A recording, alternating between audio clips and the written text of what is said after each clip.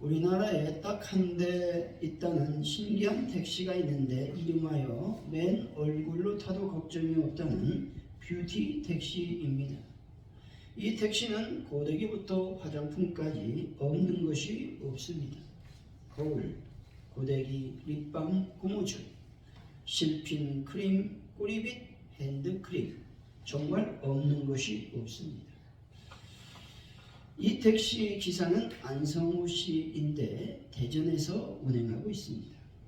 이분은 택시를 하면서 가장 힘든 일이 있는가 물었더니 손님이 자꾸 미터기를 보는 것이 힘들다는 것입니다. 왜냐하면 돈이 아깝고 비싸다는 요금 올라가는 것을 보면 자신도 마음이 쓰이는데 손님인들 어떡하겠느냐라고 말합니다. 그래서 이분은 택시가 제값을 하고 손님이 요금이 아깝지 않는 방법이 없을까를 고민했다라는 것입니다. 그래서 이분은 화장하는 것을 도와줄 수 있는 택시가 되었으면 좋겠다 라는 생각으로 뷰티 택시를 하게 되었다는 것이죠. 택시는 어찌 보면 서비스업에 가깝죠. 당연히 택시 기사에게는 권위주의가 있어서는 안 된다고 생각합니다. 친절해야 되고 배려심이 있어야 됩니다. 손님을 위하는 직업이 택시 기사가 아닐까 하는 것이죠. 하지만 뷰티 택시 기사분에게는 어떤 친절을 넘어선 아름다운 존경심과 온화함이 느껴진다고 손님들은 말한다는 것입니다. 요즘 젊은 세대들이 사용하는 표현 중에 꼰대와 특별히 나떼라는 말이 있습니다. 나떼라는 말은 흔히 연세 드신 분들이 젊은 세대에게 우리가 너희 나이 때는 그렇지 않았다라고 말하면서 나 때는 말이야 라고 말하는 것을 빗대서 하는 표현이라는 것이죠. 꼰대라는 말은 우리가 학교 다닐 때에도 사용했는데 선생님이나 어른들을 표현하는 비속어로 사용했습니다. 근데 요즘 MZ 세대들이 꼰대라고 하는 것은 권위적이며 오로지 자신의 생각과 행동만이 맞다고 생각하며 꼰대질을 하는 직장 상사 그리고 나이 많은 사람을 가리키는 말로 변형이 되었다는 것입니다. 여러분 80년대에 뉴스를 보면 이런 뉴스가 나왔다는 것이죠.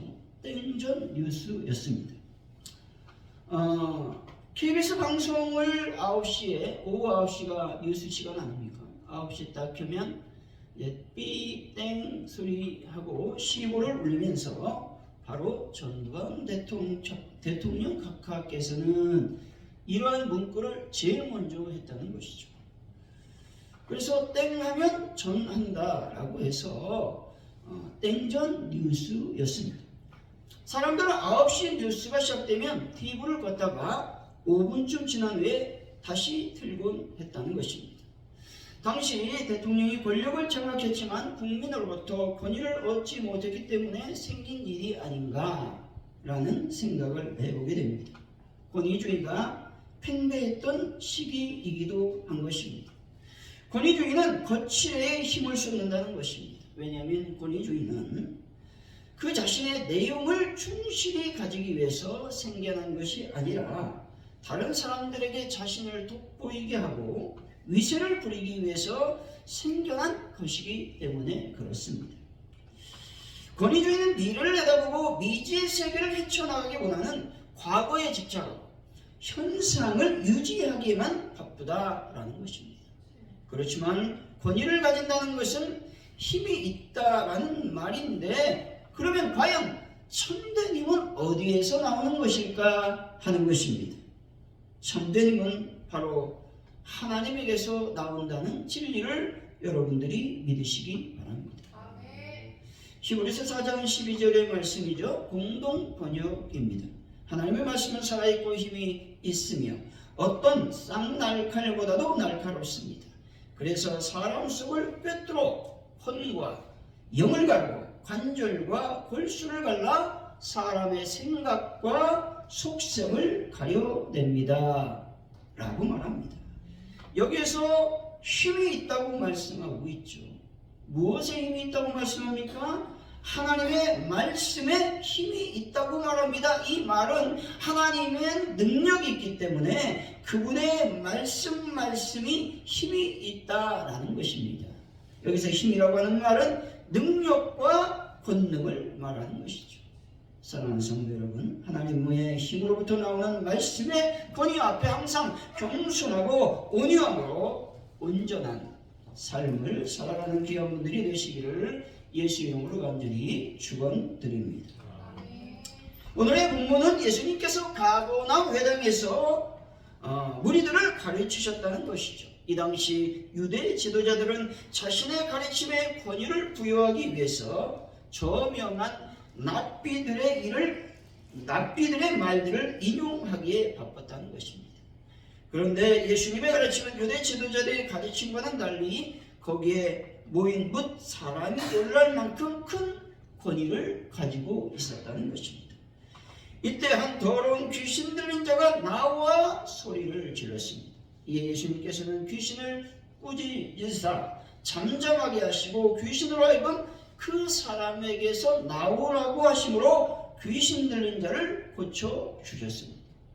이러한 예수 그리스도의 축사 사건은 예수님께서는 귀신들도 복종할 수밖에 없는 권세를 지니신 하나님의 아들이요 메시아이심을 증거하고 있는 것입니다. 오늘 말씀을 통해서 뷰티 택시라는 제목으로 하나님의 은혜를 나누길 원합니다. 첫째로 예수의 말씀은 권위가 있는 말씀이라는 사실입니다. 첫째로 22절이죠. 한번 읽어보죠. 시작.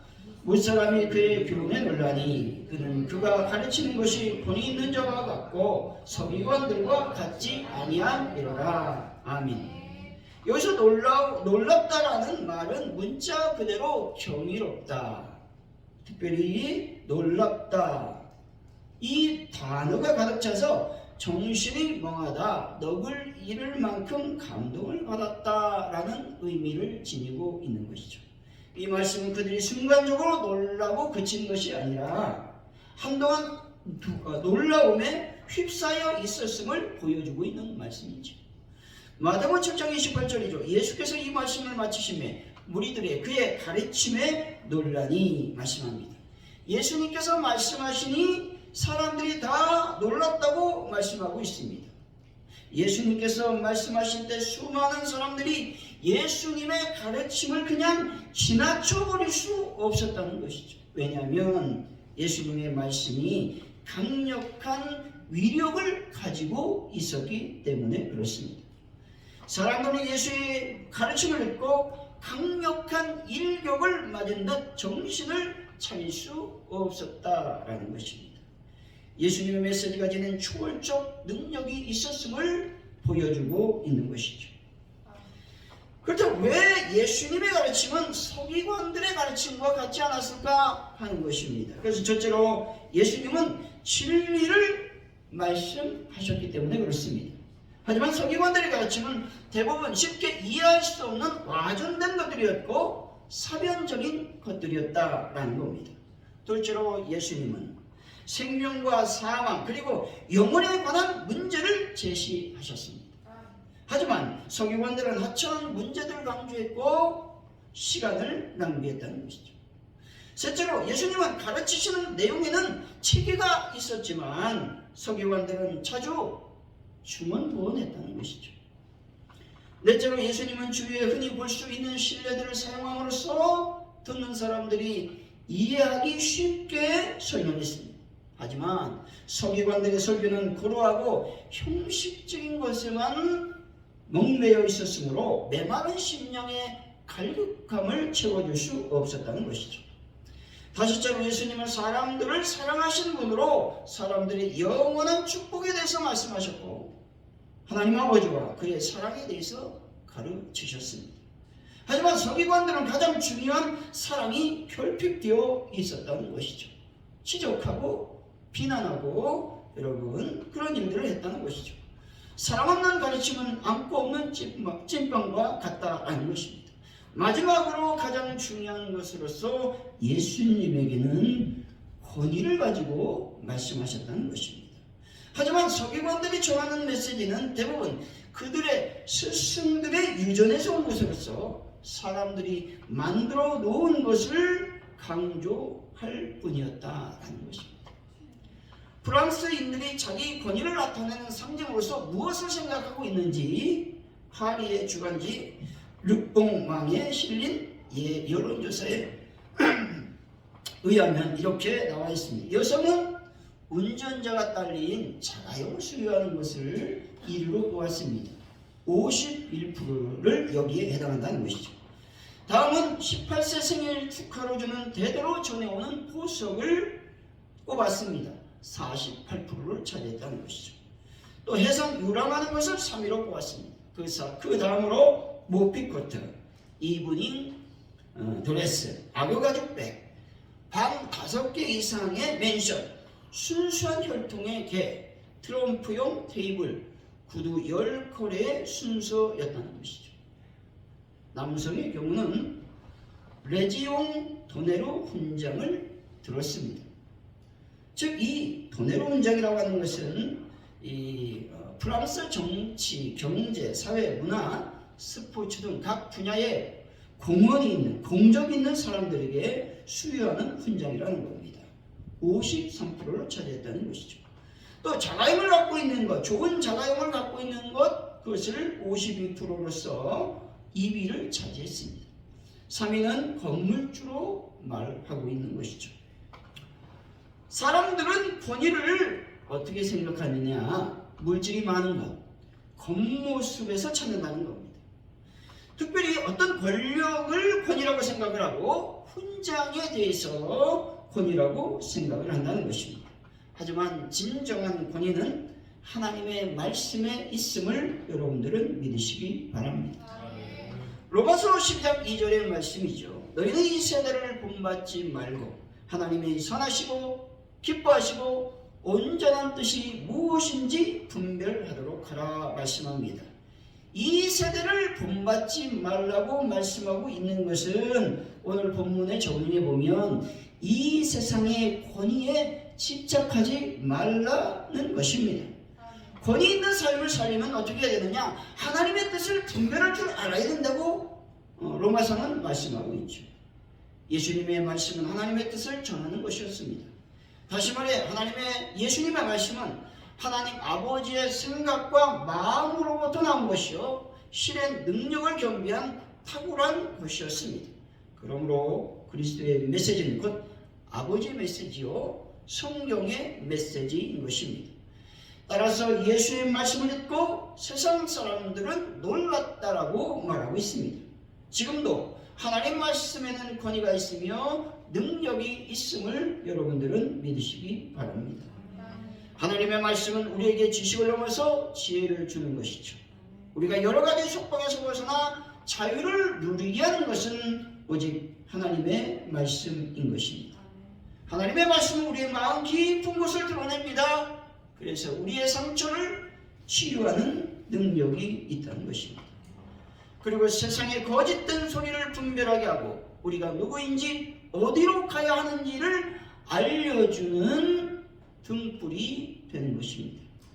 또한 낙심을 이기고 다시 한번 일어나게 하며 썩지 않는 선 소망을 가지게 하는 것이 하나님의 말씀인 것입니다. 그러므로 여러분 말씀을 꾸준히 읽고 묵상하며 연구하는 분들이 되시기 바랍니다. 그리고 매일매일 말씀 앞에 서서 자신들을 돌아보며 말씀으로 여러분을 채워 나가시기를 바랍니다. 사랑하는 성도 여러분, 예수의 말씀을 듣고 그 말씀대로 실천함으로 권위 있는 삶을 살아가는 분들이 다 되시기를 예수 이름으로 간절히 축원드립니다.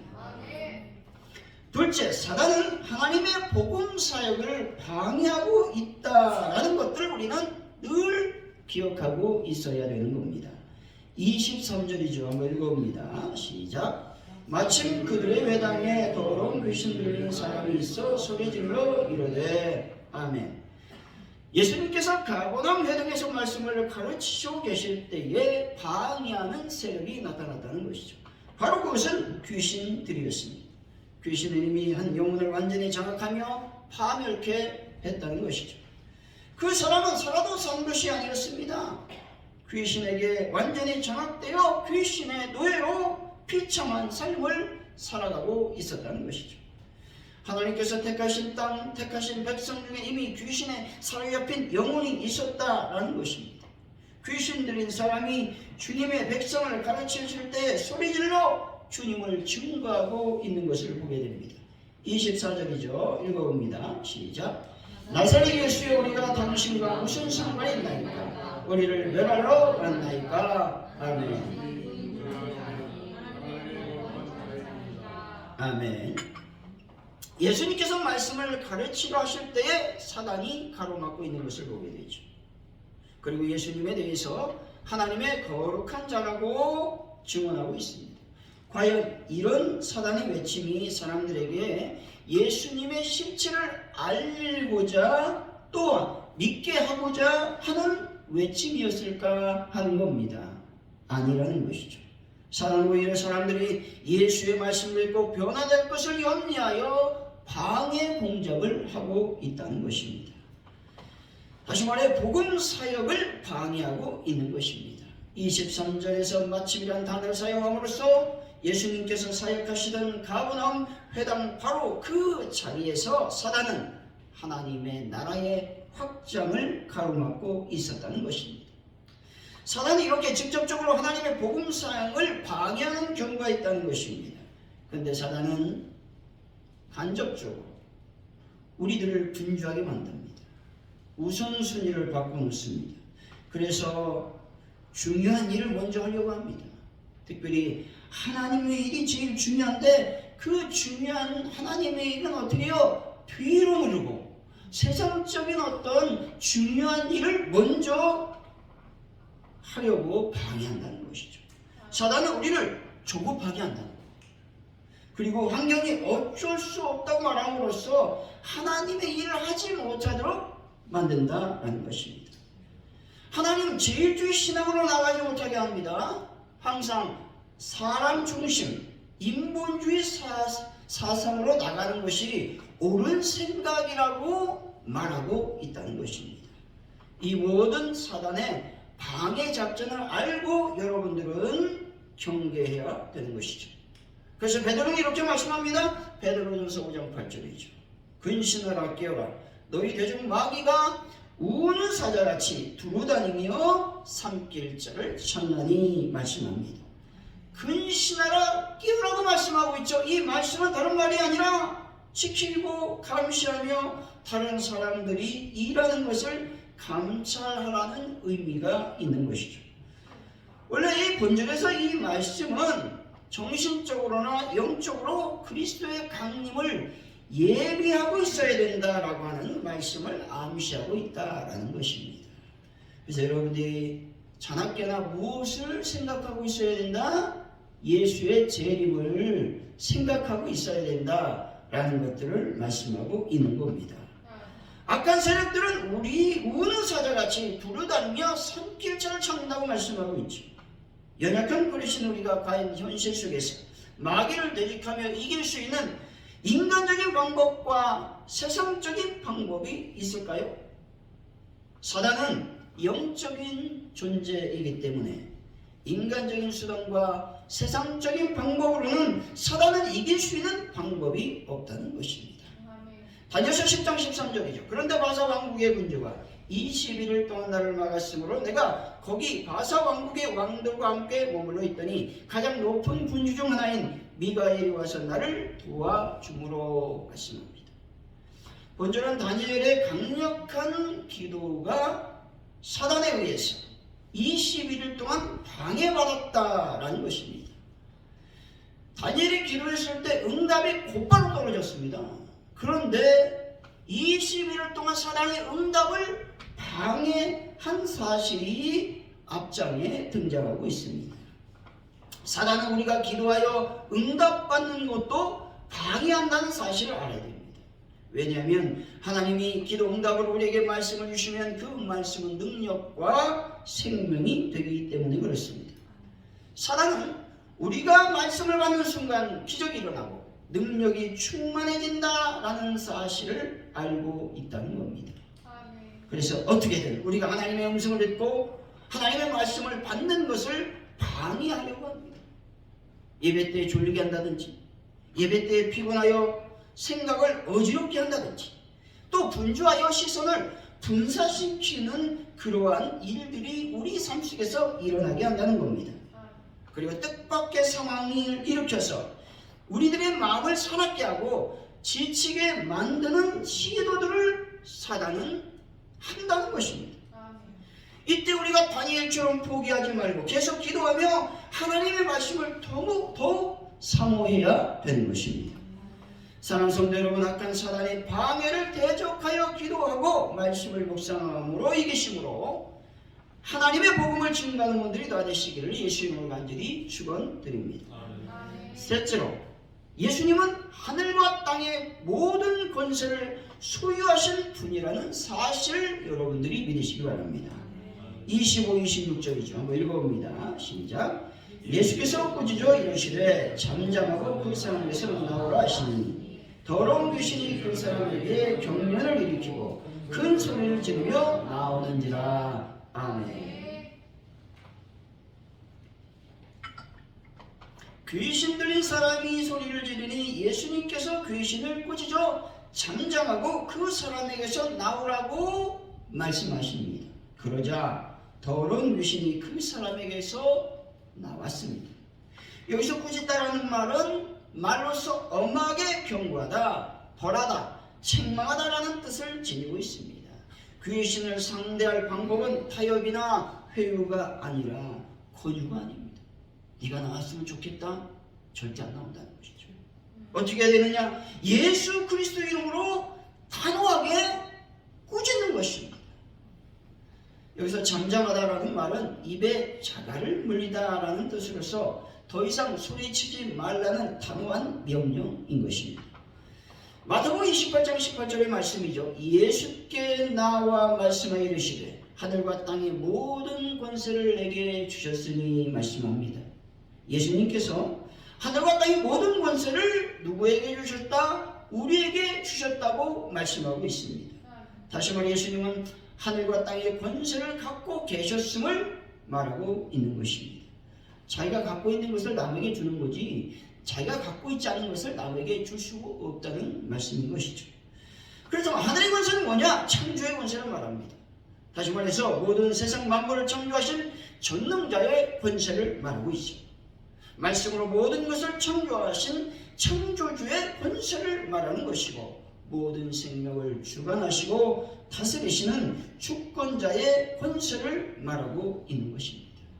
하늘의 권세는 죽은 자를 살리는 생명의 권세이며 모든 사람의 생명과 사망과 복과 저주를 주관하시는 권세인 것입니다. 뿐만 아니라 십자가에서 죄의 값을 치르시며 사랑하며 구원하시는 권세를 말하는 것이죠. 또한 예수님을 사망의 권세에서 일으키시고 부활하게 하시는 권세를 말하는 것입니다. 땅의 권세는 병을 고치는 권세를 말하죠. 안진병을 일으키고 소경의 눈을 뜨게 하는 권세이며 귀신을 쫓아내는 권세를 말하는 것입니다. 그리고 묶인 자를 자유하게 하며 은혜의 해를 온 땅에 가득히 선포하는 권세를 말하는 것입니다. 요한일서 3장 8절 중간절이죠. 하나님의 아들이 나타나신 것은 마귀를 멸하려 하심이라 말씀합니다. 하늘과 땅의 권세 속에 사단을 제압하는 능력이 포함되어 있는 것입니다. 예수님은 하늘과 땅의 권세로 이 세상을 이기셨는데 바로 마귀의 권세를 제압하셨다는 것입니다. 다시 말해 마귀는 그리스도 안에 거하는 우리를 절대로 이길 수 없다는 사실을 여러분들은 믿으시기 바랍니다. 결론적으로 예수의 말씀은 권위 있는 말씀이요 사단은 하나님의 복음을 방해하고 있음을 기억해야 되는 것이죠. 그리고 예수님은 하늘과 땅의 권세를 소유하신 분이라는 사실인 것입니다. 사랑하는 성도 여러분, 뷰티택시처럼 친절과 온유함으로 예수님을 온전히 믿고 신뢰하여 하나님께서 주시는 놀라운 능력으로 하나님의 복음을 증거하는 귀한 분들이 되시기를 예수 이름으로 간절히 축원드립니다. 기도합니다. 할렐루야. 하나님 감사합니다. 우리가 늘 기억하기를 원합니다. 예수 그리스도의 권위 앞에 우리가 늘 순종한 삶을 살기를 원합니다. 사단의 방해 세력을 이기고 늘 기쁨으로 주님을 온전히 신뢰하는 저희들 되게 하여 주옵소서. 감사합니다. 예수님의 이름으로 기도하옵나이다. 아멘.